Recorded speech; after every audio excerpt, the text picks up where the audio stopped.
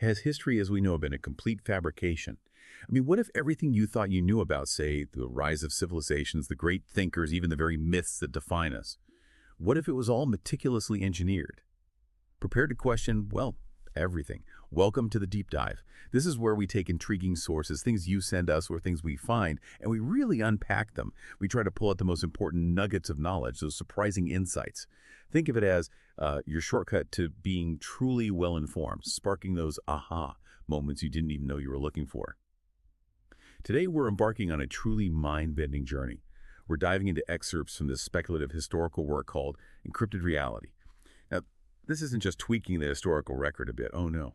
It's a radical alternative history. It suggests that global events, pivotal figures, the narratives we all accept have been meticulously orchestrated by a secret network. They call it the Watch.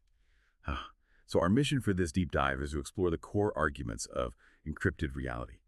We're going to examine the, frankly, audacious claims it makes. Claims about everything, from the origins of ancient civilizations and language itself to major historical figures and what we think of as foundational events.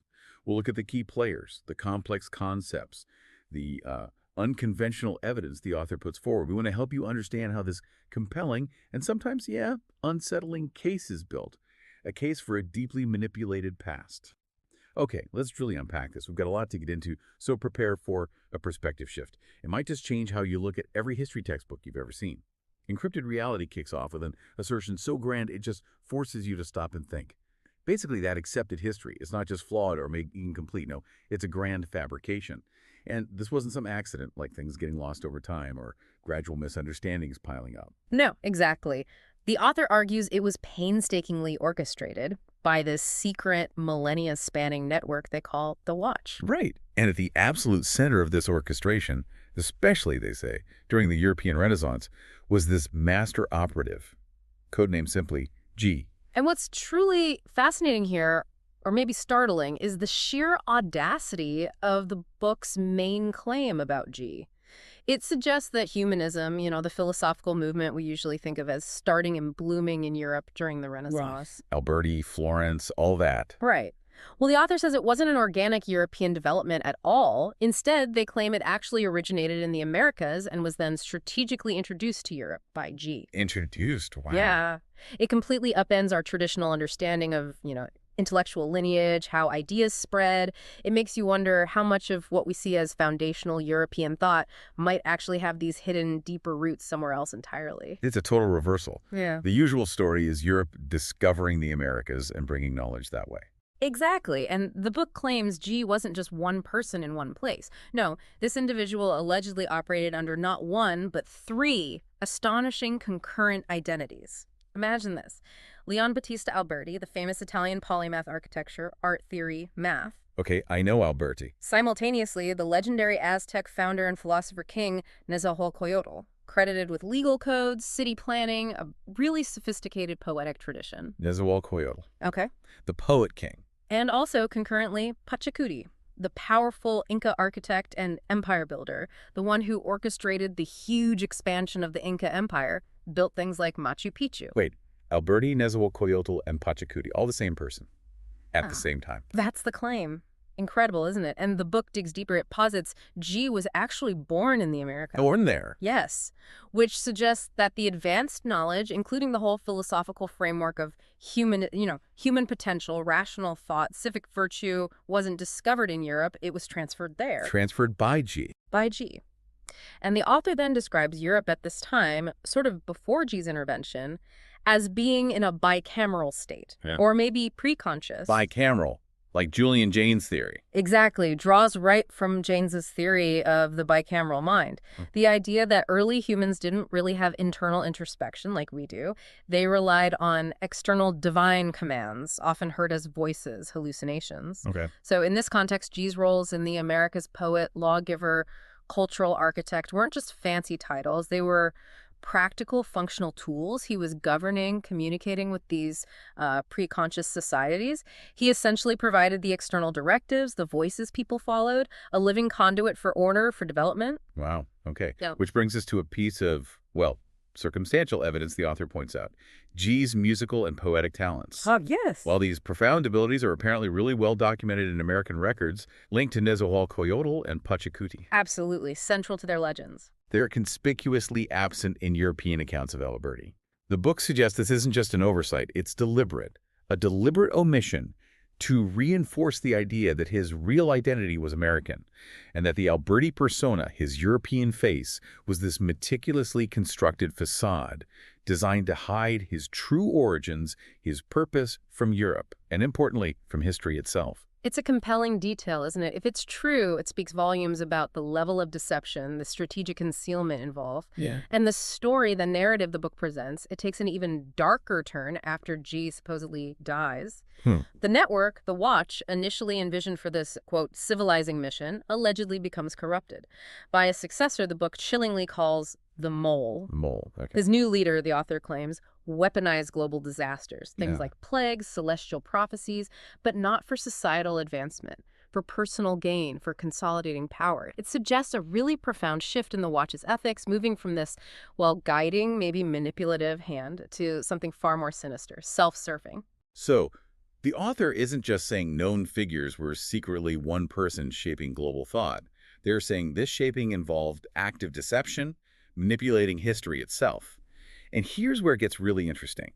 The idea of deliberately engineering entire historical eras. Yeah, this is where it goes beyond just individuals. The book reframes the term Toltec. We usually think of them as a specific Mesoamerican culture, right? Right, a distinct group. But here, Toltec is presented more like a designation, a job title almost, for the Watch's agents.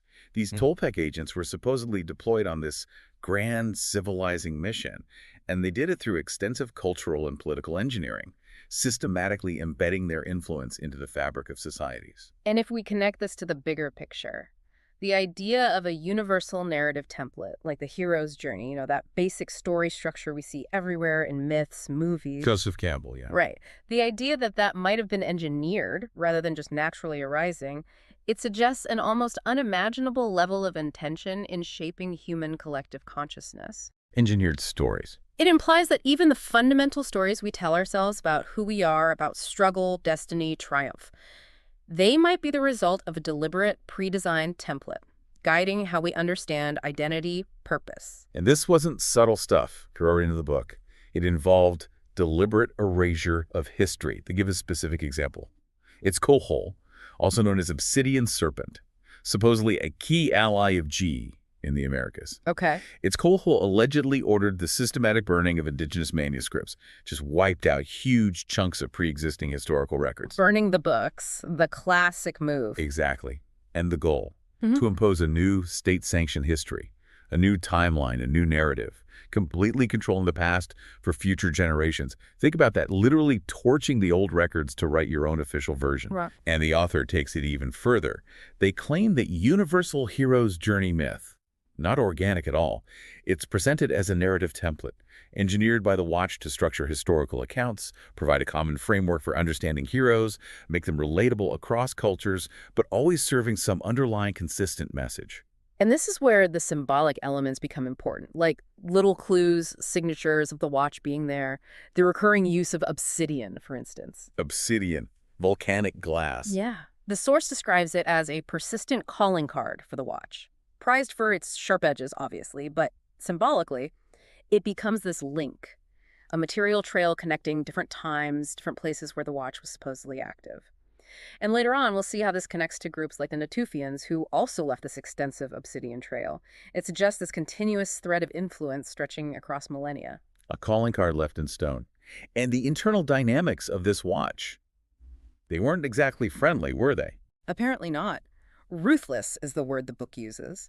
It details how G's own descendants, the very lineage he supposedly cultivated, were later betrayed by the Spanish conquistadors. Betrayed by the Spanish. Yes, but here's the twist. The book portrays the conquistadors not just as independent invaders acting on their own behalf. No, they're depicted as agents of the corrupted Watch, now under the Mole's new, more malevolent leadership. So the watch turned on itself. Seems like it.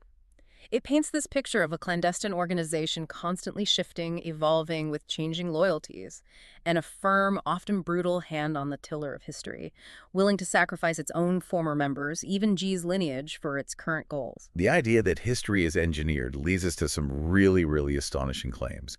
And few are as widespread as the global flood myth. The Great Deluge. Oh yeah, yes. Almost every culture seems to have one. So what if these worldwide flood stories weren't just memories of natural disasters?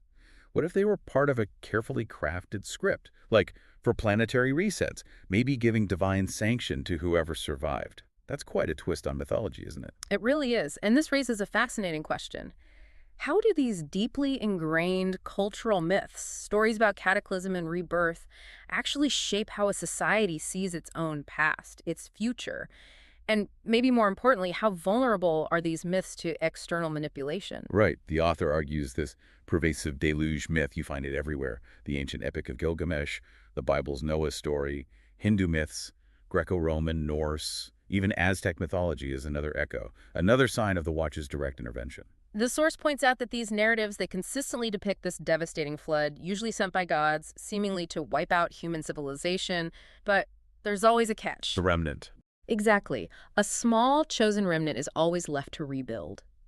The book argues that the sheer number of specific parallels across these totally separate accounts, the warning beforehand, the building of an ark or vessel, saving animals, the chosen family, the landing on a mountain, the new beginning, it's just too much, too many specific details to be coincidence or just independent invention. So they're saying it's not convergent evolution of myths, it's orchestrated. That's the argument, attributing this consistency directly to the interventionist hand of the Watch. Like a cosmic reset button, but pushed by unseen hands. The source even digs into the actual geology, the Black Sea deluge event. Geologists date that to around 5600 BC. Right, where the Mediterranean burst through the Bosporus. Yeah, this massive flood of salt water that transformed a freshwater lake into the saltwater Black Sea we know today. Mainstream scholars often connect this real event to Near Eastern flood myths like Noah. Makes sense geographically. But Encrypted Reality flips it. It proposes something way more audacious. That the story of the Black Sea flood was retroactively inserted into the historical timeline. By the Watch. Inserted. So, faked, basically. Precisely. It was, according to the author, designed to legitimize this broader psychological framework, the idea of divine punishment, planetary reset, like those strategically timed plagues or prophecies the author also claims were manipulated. Okay. The deluge became part of this recurring symbolic script. Old world drowned, only the chosen survive, new order emerges, divinely sanctioned. It looks like it was ordained by higher powers. So the Black Sea flood isn't just geology, it's presented as a fabricated milestone, designed to cement this illusion of ancient cyclical catastrophes. A pattern later mirrored, they suggest, in things like the Black Death, which the book implies was sort of rebranded with this deeper mythic meaning to manipulate collective memory, reinforce compliance. So myths aren't just stories, they're strategically constructed belief systems. That's the core idea here. Meticulously designed for past and present societies, reinforcing narratives about resets, rebirth, and who gets to be in charge. It fundamentally suggests that what we often dismiss as just mythology might actually be these engineered narratives. That's profound thought. Engineered myths. So this isn't just about individual spies or specific events, but maybe about a cosmic archetype, a kind of universal man whose influence echoes through history, almost like a mathematical constant. That's a good way to put it. This idea of recurring patterns, or fractal echoes as the book calls them, brings us to Sargon the Great. Sargon of Akkad, first emperor, right? The very one.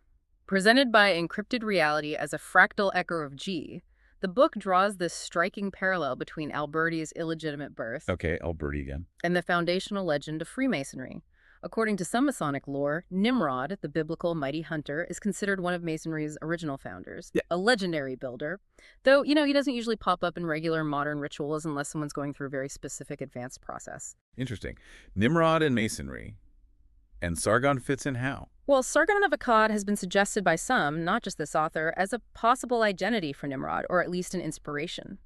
And that's significant because Sargon is widely seen by historians as the first emperor to rule over different regions. expanding his empire massively through military campaigns. Syria, Turkey, Iran. His story is this unprecedented rise to power. But the author argues it wasn't just military skill, was it? It was spycraft. Exactly, the hidden hand. Hmm. The book claims Sargon was operating as a spy inside the court of Lugalzadzi of Uruk, who was a big deal Mesopotamian king back then. A spy who took over. That's the implication. Sargon's rise to power, after some kind of break with Lugalzadzi, is described as having all the hallmarks of sophisticated espionage and a calculated takeover. He then declared himself ruler of Kish. Kish. Why is Kish important? Because the Sumerian king list, one of our oldest historical documents, lists Kish as the very first city to have kings after the deluge. After the flood. Right. So this narrative, the book argues, suggests this profound societal reset or reordering, where leadership may be shifted from those direct bicameral divine commands to human rulers who took on the role of providing that external authority, effectively mirroring the function of the old voices of the gods. So Sargon becomes the new voice, in a way. In a way. And what's really compelling is how Sargon's story seems to keep revealing aspects of G's life, these recurring operational patterns. The source highlights the infant birth exposure motif. Like Moses in the basket. Exactly, that classic story trope. Hero cast out as a baby, found, raised to greatness. Moses, Karna in the Mahabharata, Romulus and Remus. Otto Rank wrote about it. Even Freud, in Totem and Taboo, apparently analyzed Sargon's profile through the Oedipus complex lens, suggesting he stumbled onto this primal archetype embodied by Sargon, which the book frames as another reflection of G's recurring narrative pattern throughout history. It's almost like the watch intentionally creates, or maybe just reinforces these patterns, making it hard to tell their forgeries from, like, the natural fractal nature of the universe itself. It's a fascinating idea, and it's presented not as a contradiction, but as this sophisticated two-pronged strategy. On one hand, you provide the essentials for civilization laws, order, maybe technology. Dump things out. Right. But on the other hand, you concurrently manage the flow of information. You control the narrative to prevent unexpected disruptions, ensure your long-term influence over humanity's path. Which brings in that mathematical constant idea, phi, the golden ratio. Philately. Phi, roughly 1.618. The author notes how it shows up everywhere. Art composition principles, accounting systems, even, maybe especially, in natural growth patterns, sunflower spirals, tree branches, human body proportions. The golden ratio in nature. Yeah. And some theories even suggest these patterns influence biological cycles, celestial cycles, and therefore potentially shape how humans perceive and organize time itself. Not like a direct calendar, maybe, but these natural rhythms, often showing patterns, might form the basic underpinning for all calendar systems. It's this intriguing link between the cosmic and the controlled, implying there's this deep inherent structure the watch might be exploiting. Exploiting natural patterns.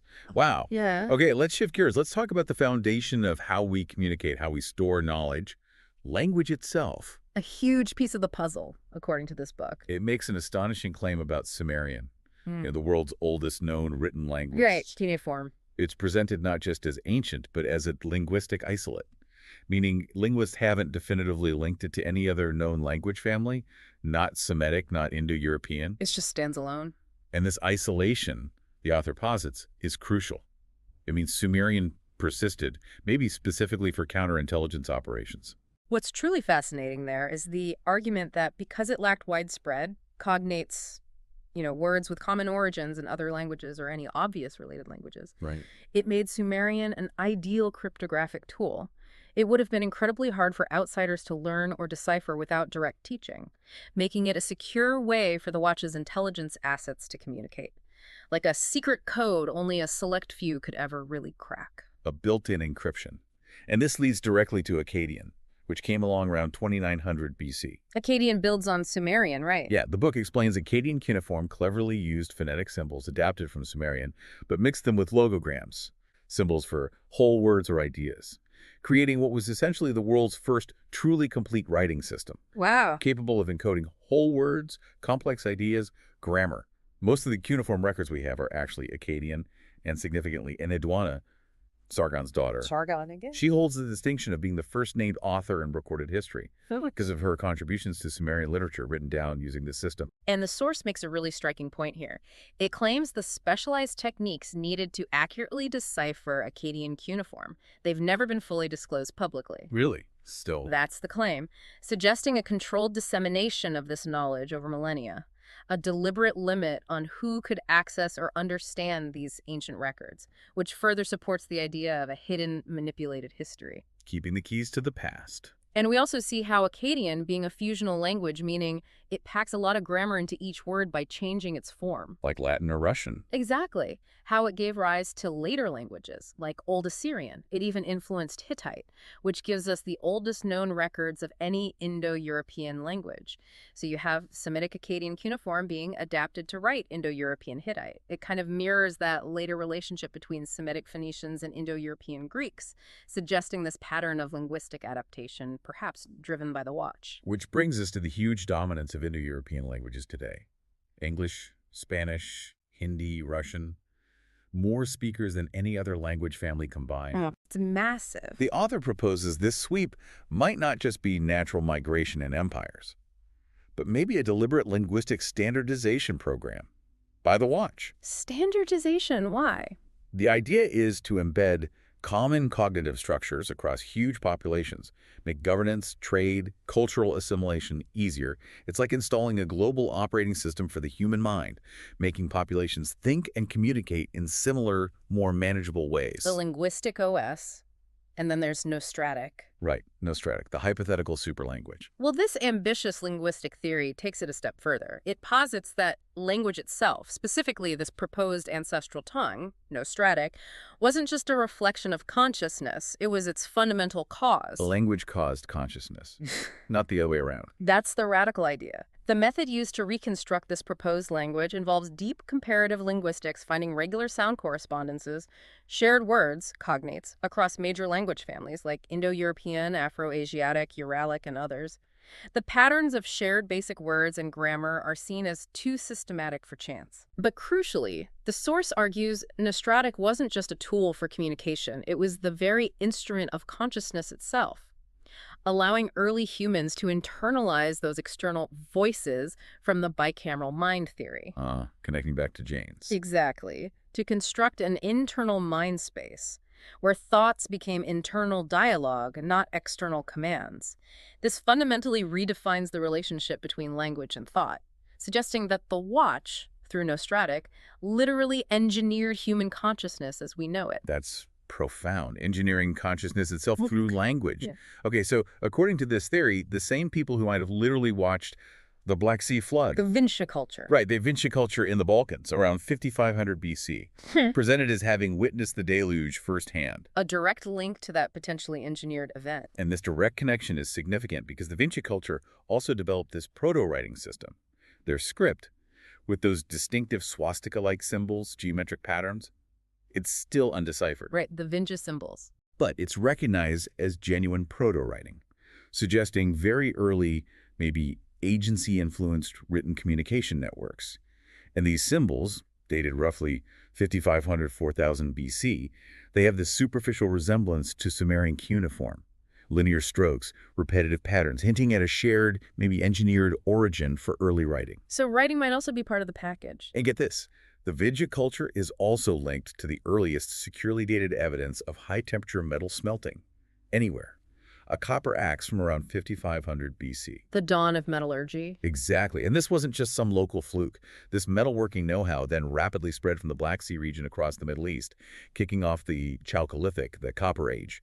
A huge moment when humans started working metals, moving beyond stone tools, unlocking this whole new era of technology, resource use. So the author suggests agents moving between these areas transmitted both the idea of writing and metallurgy. That seems to be the implication.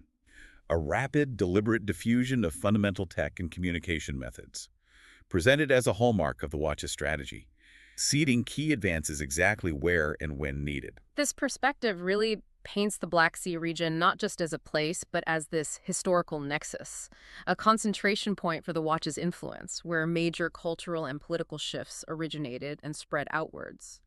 Yeah, the source emphasizes how Russia and Turkey's territories kept overlapping under different big empires, Ottoman, Mongol, Byzantine, suggesting these deeply interconnected histories may be orchestrated through the Watch's conquests, shared imperial domains, all radiating from this strategic region. And the author goes even further with the Mongol Empire claim, right? Oh yeah, claims the Mongol Empire was actually a Russian horde empire, this vast Eurasian superstate stretching from Western Europe to China, supposedly influencing the Americas and Western Europe too. A hidden superstate. Which was then, the author claims, systematically erased or renamed by the Vatican to rewrite history, suppress its real origins. This fits the book's broader claim that the Vatican, various levels of Catholic clergy, were the main architects of these historical manipulations, crafting a false narrative to suit their own agenda. And that agenda seems multifaceted. First, obviously, establish their own authority, their dominance across Europe, make the church supreme. Standard power play.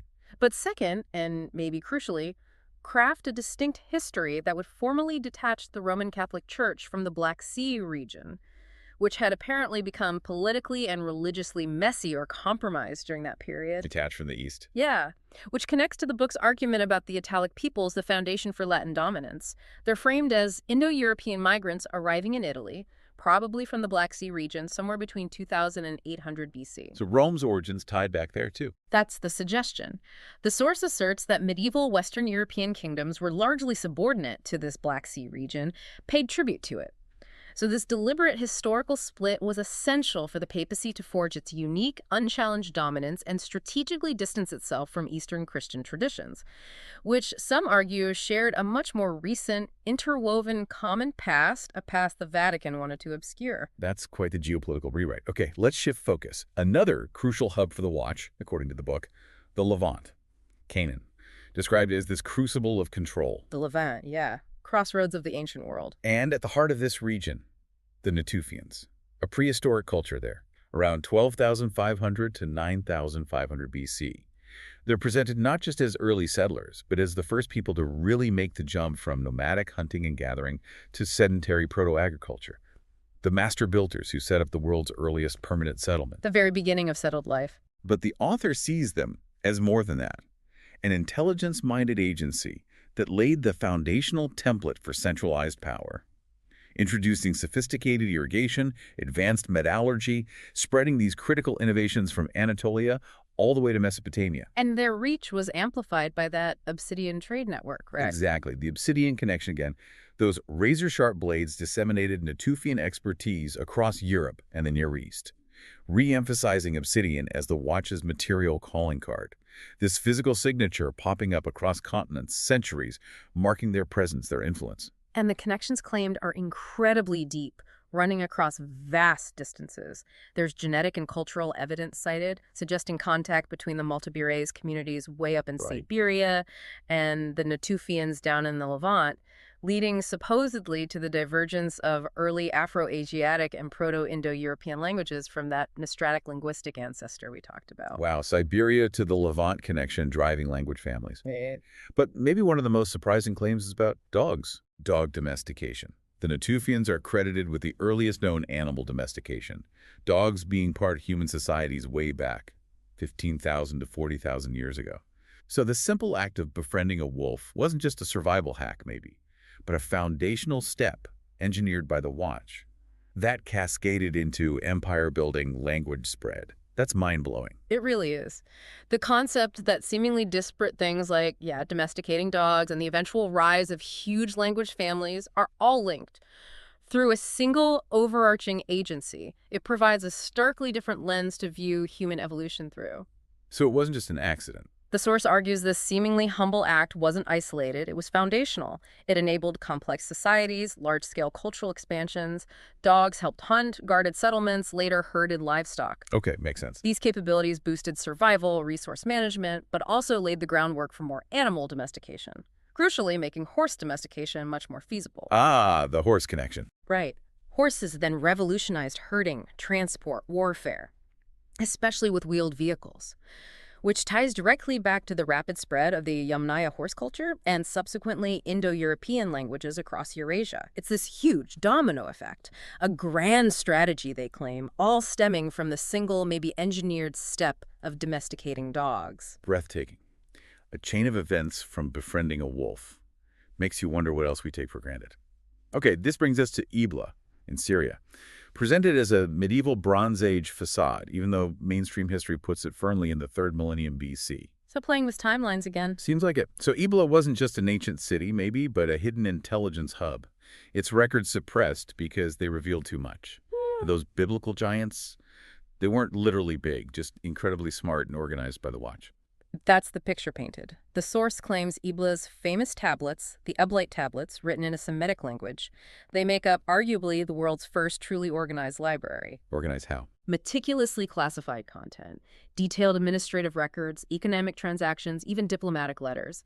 The author argues this points strongly to an advanced intelligence apparatus at work, managing, disseminating info on a scale not previously recognized for that era. An ancient NSA. Sort of. And what's more, when the scholar Giovanni Pettinato discovered specific patriarchal names, the divine title, El, other biblical echoes in these texts, it apparently caused academic outrage, led to Syrian political suppression, hinting at deliberate efforts to silence evidence that messes with standard timelines and established religious stories. A cover-up. That's huge.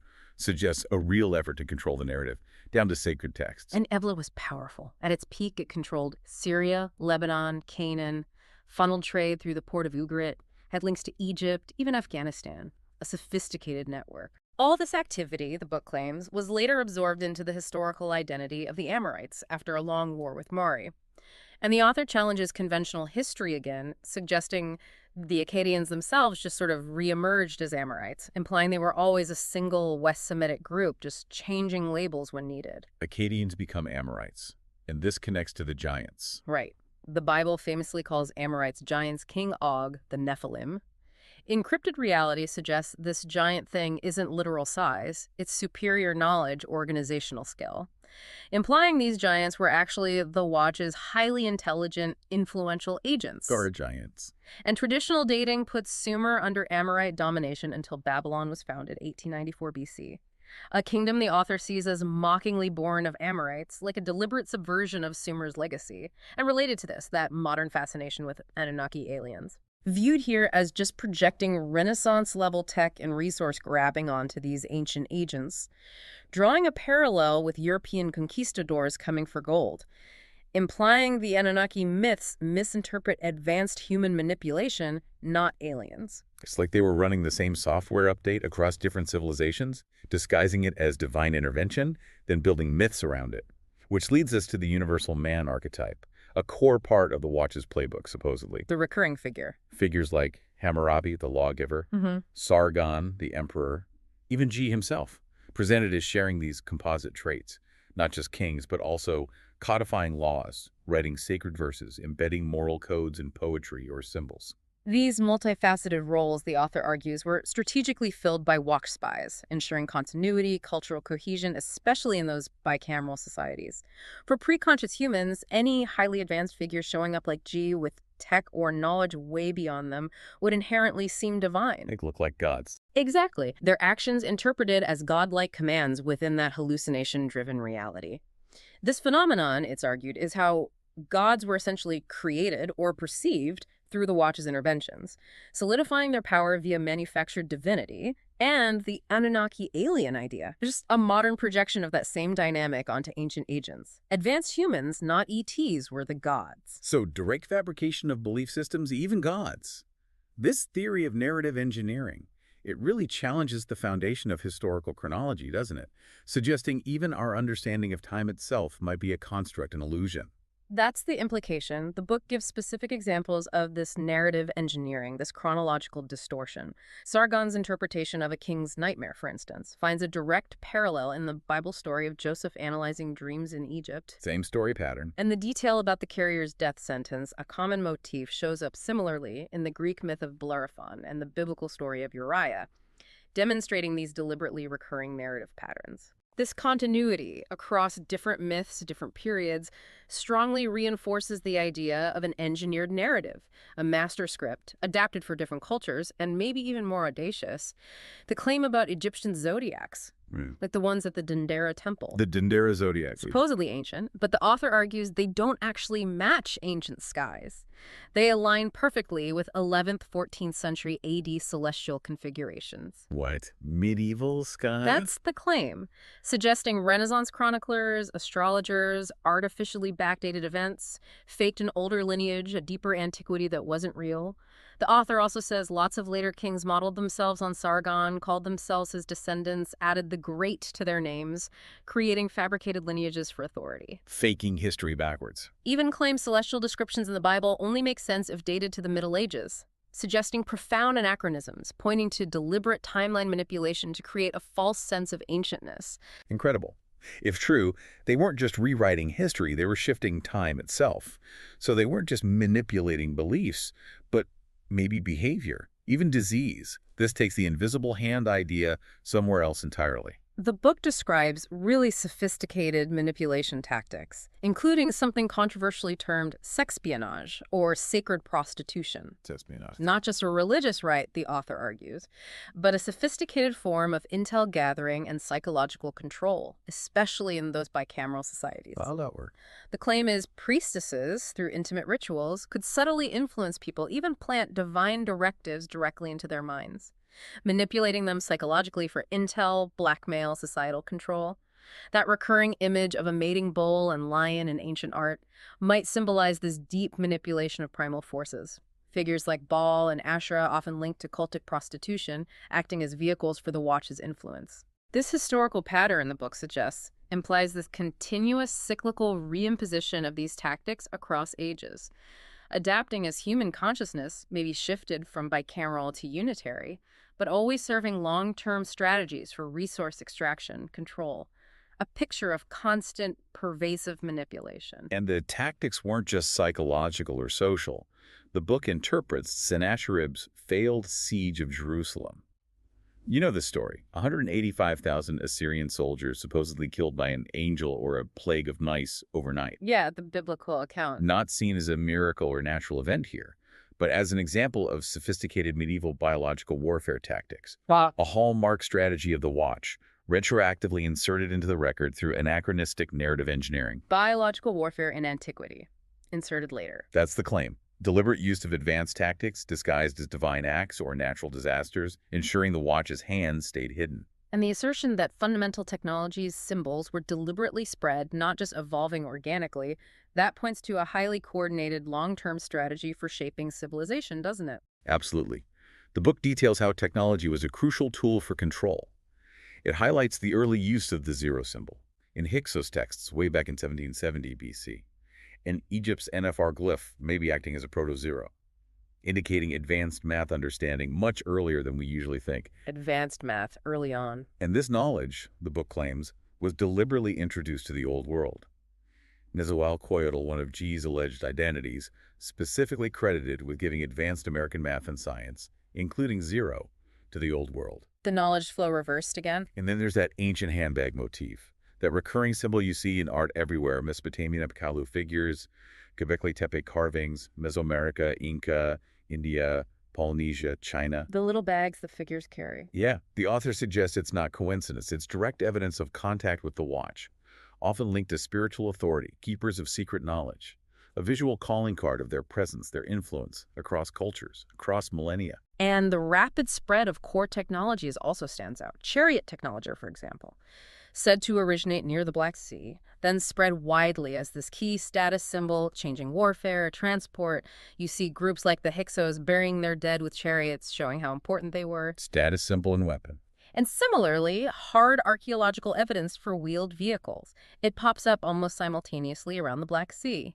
North Caucasus, Maykop culture, South Caucasus, early Kurgan, Ukraine area, Kuteni Tripillion, suggesting this rapid, deliberately diffused introduction of transport tech, characteristic of the Watch's methods spreading innovations to speed up development, facilitate their own movements. These aren't just coincidences in this theory, they're evidence of a highly coordinated global strategy, engineered, controlled. What if the history books aren't just missing pages? What if entire chapters are out of order, deliberately rearranged to hide the real story of humanity and the Watch's influence? That leads to the chronological compression theory, one of the most radical claims in Encrypted Reality. Right. Conventionally, anatomically modern humans, us, we're thought to have had behavioral modernity, abstract thought, symbols, complex societies maybe 60,000 years ago. A long time. But agriculture, permanent settlements, that doesn't really kick off until maybe 13,000 years ago, and the earliest known systematic writing systems, much, much later. Vinca symbols around 5500 BC, Mesopotamia 3400 BC, Egypt 3200 BC, China 1200 BC, the Americas maybe 500 BC. There's a big gap there. Exactly. They also argues, look, anatomically modern humans existed for tens of thousands of years, but only started systematically recording information in the last 5,000 or so. That's a huge unexplained gap. Therefore, they say, it shouldn't be seen as radical to suggest adjusting some of these historical dates forward by several millennia. Not just tweaking dates, but compressing the timeline significantly. Yeah, it's a fundamental compression of our perceived ancient past. And this chronological realignment, according to the author, is what reveals the full extent of the Watch's intervention, how they constructed the version of history we accept as fact. It suggests a much shorter, strategically manipulated historical timeline, implying the Watch has been pulling strings for far longer and in far more profound ways than we ever imagined, creating this fabricated deep past to legitimize their own stories, obscure their real origins, their continuous influence. We've taken a truly mind-bending journey today, haven't we? Diving deep into encrypted reality and its, well, audacious claims, we've explored this core idea of history orchestrated by the Watch, led by the multi-identity G, later corrupted by the mole. Yeah, and how narratives like the hero's journey, the global flood myths, are presented not as organic things, but engineered templates designed to shape how we all think. We unraveled the idea of that universal man archetype, traced the strategic importance of places like the Black Sea, the Levant, examined how language itself, Sumerian, Nostratic, might have been a tool for control, maybe even the instrument of consciousness itself. What really stands out is that persistent thread of intentionality. The idea that even dog domestication or the spread of wheels weren't just natural steps, but parts of this highly coordinated long-term strategy by a hidden agency.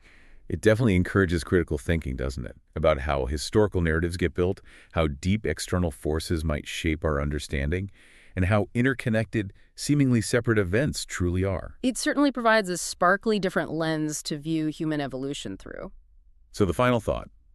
If a hidden network has been orchestrating human history for millennia, weaving its influence into every part of our civilization, myths, language, technology, what does that mean for the narratives we believe today?